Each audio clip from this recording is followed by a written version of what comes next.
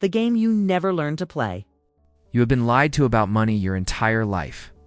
Teachers, banks, financial gurus, even your well-meaning uncle have all sold you the same fairy tale. Play it safe.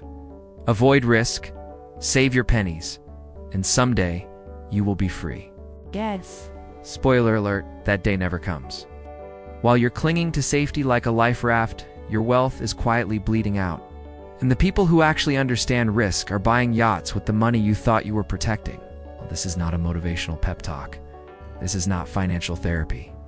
This is a reality check. The next few minutes, we are going to rip apart the myths you've been sold, expose why safe is actually deadly, and show you how risk, yes, the very thing you've been taught to fear, is the only ticket out of mediocrity. Watch until the end, because once you see how the game really works, you will never look at money the same way again. Risk is not your enemy. Ignorance is. Let us start with the cold, ugly truth. People are terrified of risk because they do not understand it. They treat risk like it is some monster, lurking in the shadows, waiting to jump out and eat their life savings. The irony, the real monster is not risk, it is ignorance. Risk has rules, patterns, and strategies. Ignorance is chaos, stupidity, and blind panic. And most people are proudly married to ignorance, holding hands with it while blaming risk for their financial failures. Think about it. People say things like, the stock market is too risky. Translation: I have absolutely no clue what I am doing, so I will just call it dangerous and stay broke. Risk itself is not the problem, but ignorance is. You can walk across a busy street blindfolded, or you can look both ways and use the crosswalk. Same street, same cars, different outcome. The street is not the enemy, your lack of awareness is. The funny part is that risk is actually neutral, and it does not care about you, your dreams, or your fears. Risk is like gravity, and it is always there. If you jump off the roof, gravity does not hate you. It just does its job. It's the same with financial risk. If you pour your life savings into a meme coin because some influencer told you it was the future, risk is not to blame when it crashes. Your ignorance is, you willingly handed your wallet to chaos and hoped for the best. And that is not courage. That is comedy. Let us get real for a second. Every decision in life involves risk. You take a risk when you drive to work. You take a risk when you eat sushi from a gas station. Hell, you even take a risk when you fall in love. But here's the difference. In most areas of life, you accept risk as normal. You wear a seatbelt. You check expiration dates. You Google your date to make sure they are not a convicted felon. You manage the risk. You do not eliminate it because that would mean never leaving your house. Why, when it comes to money, do people suddenly act like risk is the devil's invention? Because ignorance makes it look scarier than it really is? Here is where it gets juicy. Ignorance and fear are best friends. Fear feeds on what you do not understand. The less you know, the bigger the monster looks. It is why people are terrified of flying but perfectly fine driving their car on a highway while texting. Statistically, the highway is far riskier, but because they understand it, they feel safe. Knowledge shrinks fear. Ignorance inflates it. And in the financial world, ignorance is on steroids. Let us imagine two investors. Investor A is terrified of risk. They put their money in a savings account, earning pennies while inflation quietly erases their future. They sleep at night, thinking they are safe, while reality is robbing them blind. Investor B studies, learns, and understands. They know stocks can drop, but they also know history, data, and probability. They diversify, they plan, they manage risk like a professional. 10 years later, Investor A is broke but safe, while Investor B is wealthy and free. Same world, same risk, different outcome. The only difference was ignorance versus knowledge. Here's the punchline. Risk is the price of entry to the wealth game. It is the ticket you buy to even have a chance at freedom. The people who run from risk are basically saying, I would rather guarantee poverty than take a chance at wealth. That is not safety, that is financial suicide. Ignorance convinces you that staying small and scared is intelligent. It is not. It is pathetic. So, what is the antidote? Education, awareness, brutal honesty.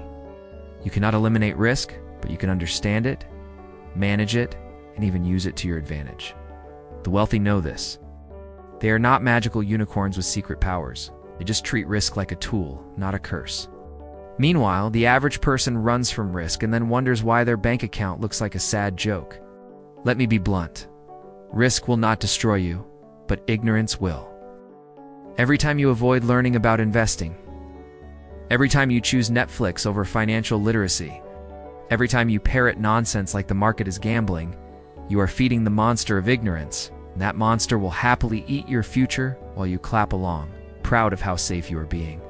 Here is the real mindset shift. Stop fearing risk and start fearing ignorance. Risk, when understood, can make you rich. Ignorance will keep you broke forever. If you want to build wealth, you must stop treating risk like a villain and start seeing it for what it is, the cost of opportunity. Embrace it, study it, master it. Because at the end of the day, the biggest risk you will ever take is refusing to play the game at all. Playing it safe is financial suicide in slow motion. People love the word safe. Safe feels warm. Safe feels cozy. Safe feels like eating mashed potatoes in your pajamas, while the world burns outside. And yet, in the world of money, safe is the most dangerous four-letter word you can cling to. Let me spell it out. Playing it safe with your finances is not safety. It is financial suicide in slow motion. You will not notice the damage today. You will not notice it tomorrow. But give it 10 years, and you will wake up broke, bitter, and wondering why your bank account looks like a crime scene. Let us look at the classic definition of safe. Keeping your money in a savings account. Oh, the sweet lie of security. Your bank pats you on the back, tells you how smart you are, and then rewards you with 0.5% interest while inflation eats you alive at 6%. Congratulations, you are losing money every single day while smiling about how responsible you are. That is not safety. That is financial masochism dressed up in a suit and tie. People cling to safety because it feels good. The problem is that feels good and is good are not the same thing.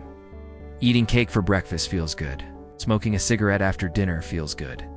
Never exercising feels fantastic. And yet, these things will kill you. Slowly, quietly, but inevitably. Financial safety works the same way. You put your money where it feels comfortable, and in exchange, you guarantee a slow, predictable death of your wealth. It is like drowning in quicksand while telling yourself, "At least I am not swimming in the dangerous ocean." Here is the cold reality. Inflation does not care about your feelings. Inflation does not care that you are being cautious. Inflation is the silent assassin of your financial future. It sneaks in, takes little bites of your savings every single year, leaves you wondering why the same $100 today will barely buy you a pizza in the future. By the time you realize what happened, it is too late. Safe has already killed you. The worst part is that people actually defend this nonsense. At least I cannot lose money in my savings account, they say proudly. You're wrong. You are losing money, just not in a way that feels dramatic enough to scare you. Losing 10% in the stock market looks scary because it happens fast. Losing 30% of your purchasing power over a decade feels invisible, so you ignore it. But the pain is real. Safe is just slow poison, and you are willingly drinking it every single day. Now let us talk about the psychology behind this obsession with safety. People confuse comfort with security. Comfort is emotional. Security is mathematical.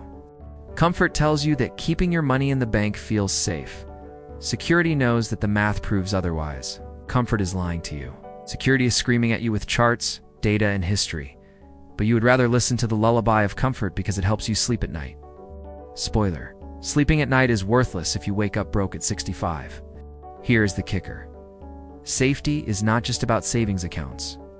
It is also about refusing to take chances, refusing to invest, refusing to start a business, refusing to explore opportunities because they might fail. Newsflash, everything might fail. That is life. But refusing to try guarantees that you will fail, just in a slower, more boring, and soul-crushing way. Playing it safe is not protection, it is procrastination with a halo. The wealthy know this.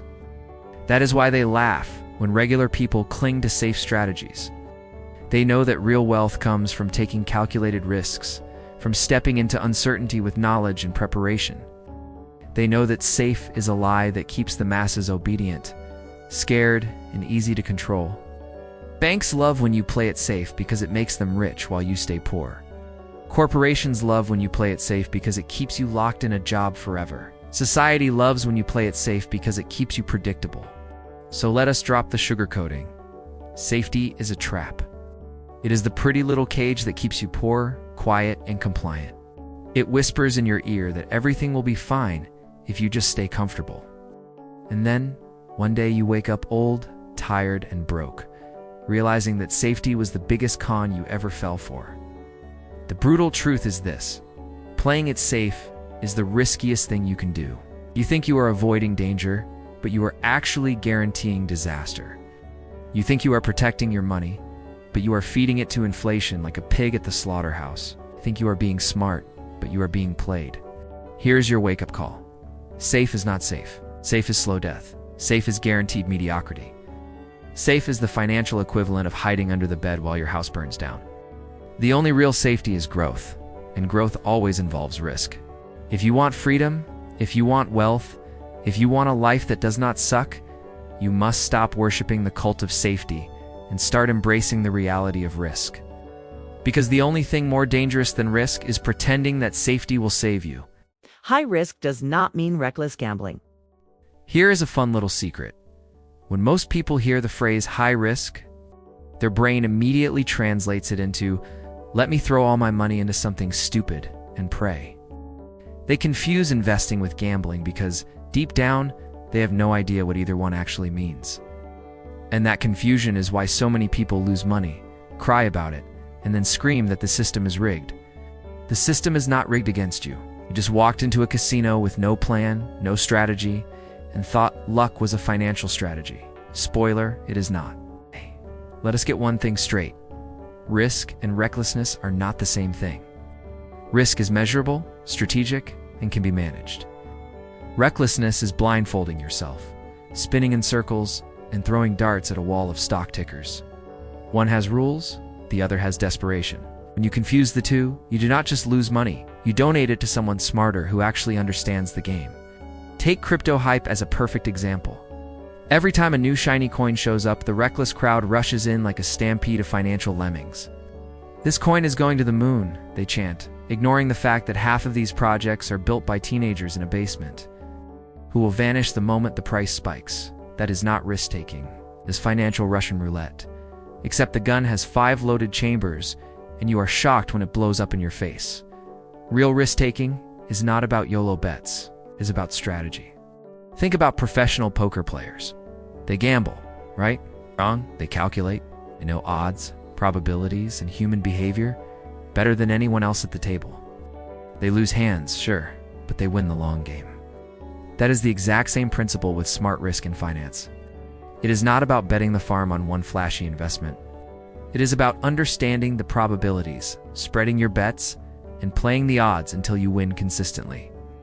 Now let us roast the classic reckless move, putting all your money into one stock, because some expert on television promised it was the next Amazon. You did not research. You did not study fundamentals. You did not analyze market conditions. You just bought the hype. That is not high risk, that is high stupidity. When it crashes, you will not blame yourself. You will blame the market. Newsflash. The market did not rob you. Your reckless ignorance did. Here's the real kicker. The wealthy do not avoid risk. They embrace it. But they do it with preparation. They hedge. They diversify. They analyze. They take calculated shots because they know that real opportunity always wears the costume of risk. Meanwhile, the reckless crowd either hides completely, crying about safety, or throws themselves headfirst into financial suicide missions. Both groups end up broke. The winners are the ones who treat risk like science, not like a slot machine. High risk does not mean maxing out your credit card to buy stocks you do not understand. High risk does not mean day trading on your phone during your lunch break, just because you watched a YouTube video about candlesticks. High risk is about allocating a portion of your portfolio to opportunities that might fail, but could also massively pay off, while ensuring you will not be financially annihilated if they do fail. That is not gambling. That is strategy. Here is the brutal truth. Most people are not afraid of risk. They are afraid of responsibility. Because once you admit that risk can be calculated, you also admit that your failure was not bad luck, it was your own stupidity. Blaming risk is easier than admitting you had no plan. It was easier to call the market a casino than to accept that you walked in blind and lost.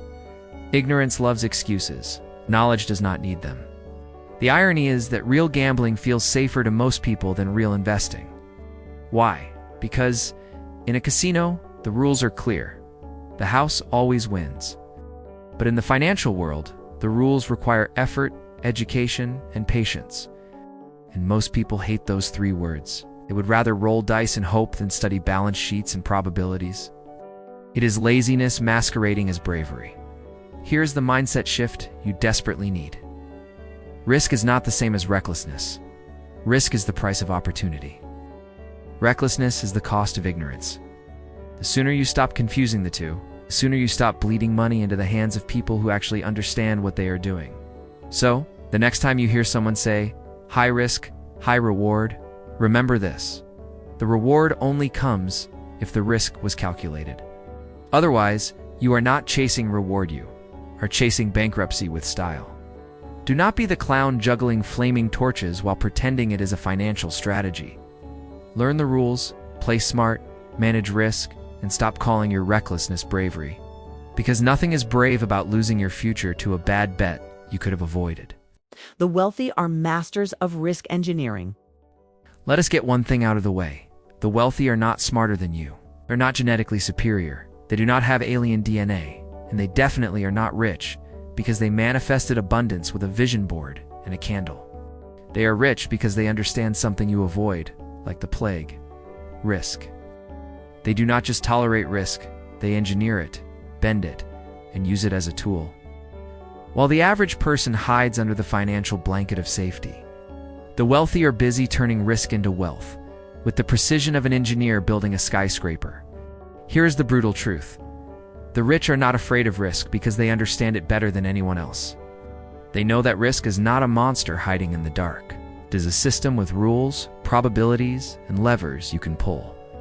While you panic every time the stock market dips 2%, the wealthy smile, buy more, and treat the dip like a clearance sale. You see disaster, they see opportunity. That is the difference between living paycheck to paycheck and flying to Monaco for lunch. Now let us talk about how the wealthy actually engineer risk. First, they hedge. Hedging is basically buying insurance for your money. Regular people insure their phones but not their portfolios. The rich do both. They know that one bad move can wipe out years of growth, so they set up systems that protect their downside. That way, even when things go wrong, they do not lose everything. It is like driving a race car at 200 miles per hour with airbags, roll cages, and a medical team on standby. Meanwhile, you are driving a rusted bicycle downhill with no brakes, screaming, "I am being safe because I am not going too fast." Second, the wealthy diversify. And no, diversification does not mean buying 3 random stocks your cousin recommended. Real diversification means spreading risk across industries, asset classes, and even continents. It means owning stocks, bonds, businesses, real estate, and sometimes even art. It means that when one thing crashes, the others are there to balance the damage.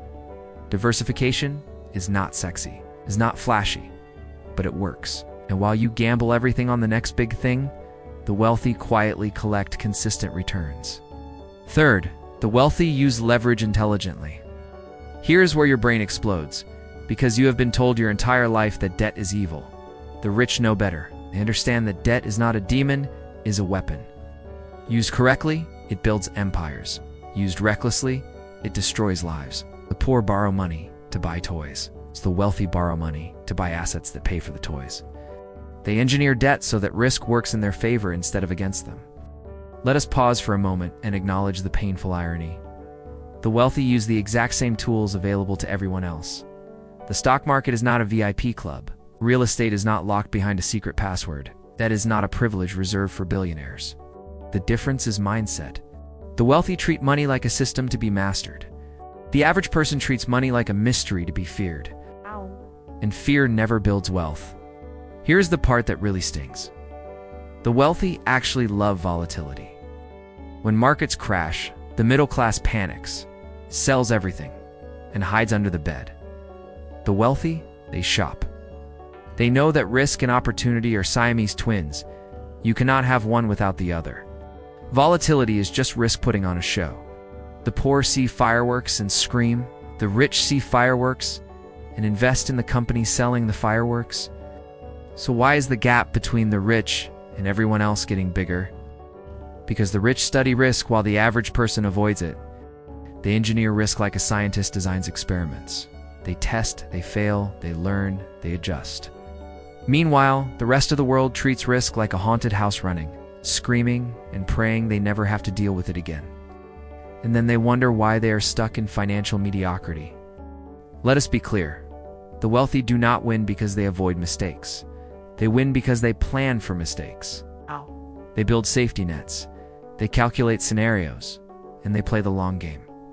You, on the other hand, panic at the first sign of trouble, sell everything at a loss, and call it being careful. That is not careful. That is cowardice. The reality is simple. Wealth is not about avoiding risk. It is about mastering it. The wealthy know how to turn risk into opportunity, how to protect themselves when things go wrong, and how to stay calm when everyone else loses their minds. That is why they get richer during crises while the average person gets poorer. So, the next time you look at a billionaire and think, they must have been lucky, slap yourself. Luck is winning the lottery once. Engineering risk is winning consistently for decades. The wealthy do not gamble with their futures, they design them. And until you learn to do the same, you will always be on the outside looking in, blaming the system while the wealthy keep playing chess with money and winning every damn time. Stop worshiping fear and start flirting with risk. Fear is a con artist. It dresses up in the costume of protection and whispers sweet lies into your ear. Do not invest. You might lose money. Do not start that business. It could fail. Do not take that opportunity. It is too risky. Fear sells safety like a slick salesman, and you buy it every time. The problem? That safety is fake. It is a padded cell where your dreams go to die. Fear does not keep you safe, it keeps you broke. Let us get something straight. Every single dollar you will ever make outside of your 9-to-5 job is married to risk. Investments, entrepreneurship, innovation, they all involve uncertainty. There is no risk-free path to wealth. Anyone selling you a risk-free investment is either lying to you, scamming you, or both. The only guarantee in life is this. If you refuse risk, you guarantee failure. You guarantee mediocrity. You guarantee that your future will look exactly like your present, boring, limited, and suffocating. Fear feels comfortable because it gives you excuses. It tells you that it is smart to play it safe, convinces you that avoiding risk makes you responsible. What it actually makes you is predictable, controllable, and stuck. Fear is not protecting your money, it is protecting your laziness. Because as long as you can blame fear for not trying, you never have to face the fact that you chose comfort over freedom. Think about it. People will line up to buy lottery tickets every single week. That is reckless gambling disguised as hope. They are not afraid of that risk because it requires no effort. But suggest investing in an index fund or starting a side hustle. And suddenly fear shows up like a bodyguard yelling, "Too dangerous, it is absurd." People are not afraid of risk, they are afraid of responsibility. They are afraid of being accountable for their own choices. Blaming fear is easier than admitting they never tried. Here is the reality check you need. The wealthy are not fearless superheroes. They feel fear too. The difference is that they flirt with risk instead of worshiping fear. They dance with uncertainty, test it, learn from it, and use it to grow. They know fear is just an emotional alarm system, not a prophecy. You can feel fear and still act. Courage is not the absence of fear, it is action despite it. And if you want wealth, courage is mandatory. Let us use a dating analogy because it fits perfectly. Risk is like that mysterious, attractive person at the bar. Fear tells you, do not talk to them. You will embarrass yourself. But if you never take the shot, you guarantee loneliness. If you do take the shot, maybe it works, maybe it does not, but at least you gave yourself a chance. Money works the same way. You can flirt with risk, test the waters, and maybe land the opportunity of a lifetime. Or you can sit in the corner with fear, watching other people live the life you wanted. It is your choice. The irony is that fear always exaggerates the danger, shows you the worst-case scenario on repeat, like a horror movie playing in your head. You will lose everything. You will fail publicly. You will regret it forever. Meanwhile, the reality is usually far less dramatic. You might lose some money. You might have to adjust your plan. You might feel uncomfortable. And yet, fear sells you the apocalypse, and you buy it because you never fact-check the story. If you want freedom, you must flip the script. Stop asking, "What if I fail?" and start asking, "What if I succeed?" Fear never shows you that version of the story, because if it did, you would stop listening to it. Every great fortune, every breakthrough, every innovation came from someone who flirted with risk instead of marrying fear. They were scared, yes, but they acted anyway. That is the entire game. Let us not sugarcoat it. Risk will sometimes slap you in the face. You will lose money. You will fail. You will make mistakes. But every failure teaches you something that fear never will. Fear keeps you ignorant. Risk makes you smarter. Fear keeps you frozen. Risk forces you to grow. Fear guarantees nothing changes. Risk guarantees that something does. So here is your wake-up call. Stop building an altar to fear. Stop treating it like a god that dictates your financial life. Start flirting with risk instead. Study it, play with it, manage it, and yes, even enjoy it. Because until you do, you will always be the spectator, watching other people win the game you were too afraid to play. The harsh truth is this: fear is free, but it will cost you everything. Risk is expensive, but it pays back in freedom, growth, and wealth. The choice is simple: cling to fear and stay broke, or flirt with risk and give yourself a chance at the life you actually want. The biggest risk is doing nothing. So here we are. You've spent your entire life worshiping safety, clutching pennies, and treating risk like it is the villain in your personal horror story. Meanwhile, the wealthy have been out there engineering risk, turning it into wealth, and laughing at the rest of us for being too scared to even try. The truth is ugly, but simple. The most dangerous financial move you can ever make is no move at all. Safety is not safe. Safety is guaranteed poverty with extra steps. Now the choice is yours. You can keep hiding under the blanket of fear, or you can flirt with risk and finally give yourself a shot at freedom. If you are tired of being broke, scared, and stuck, then start by hitting that subscribe button, drop a comment, share this with someone who still thinks playing it safe will save them. Because the real game has already started. And the only question left is whether you will play it or keep watching from the sidelines.